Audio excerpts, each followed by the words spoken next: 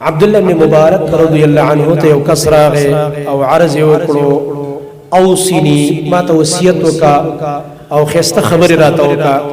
هغه ورته فرمایل یو ډیر یو څو قیمتي خبره ورته وکړه وي اترك فضول النظر توفق للخشوع دا نظر دی غلط مې استعمالوا الله به توفیق د خشوع درکې زړه کې به د الله یاره راشي څوک چې خپل نظر غلط استعمالي او خاص کر دی موبایل کې هر شی ګوري د په زړه کې خشوع د الله یاره درازي د الله یو سزا ده لوري الله رب العالمین دغه خشوع واخلي نعوذ بالله من ذلك او د مؤمنانو په صفت کې الله په کامیابی کې پهله صفت دا ذکر کړي قد افلح المؤمنون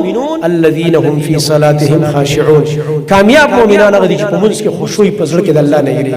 او کله چې انسان نظر غلط استعمالي د دبوي خشوع ختميږي نو خپل نظر غلط نه استعمالوا توفيق د خشوع بدرته ملاوي شي واترك فضول الكلام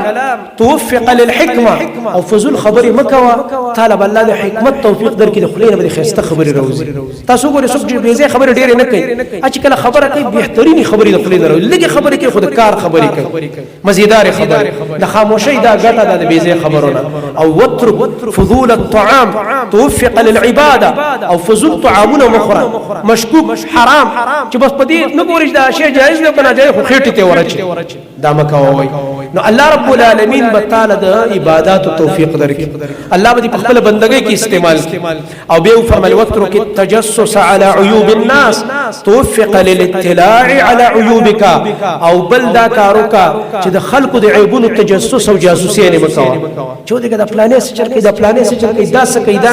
نو الله به توفیق درکې چې د خلقو عیبونه نه لټي نو تا ته به د خپل ځان عیبونه راښکاره شي لکه ما کې خدا غلطي ده ما کې ځان ته متوجي شي نو ځان بسم کې الله ولې جنت ته ورسوي خپل ځان اصلاح ته به متوجي شي کله چې نظر د بلنا راوړي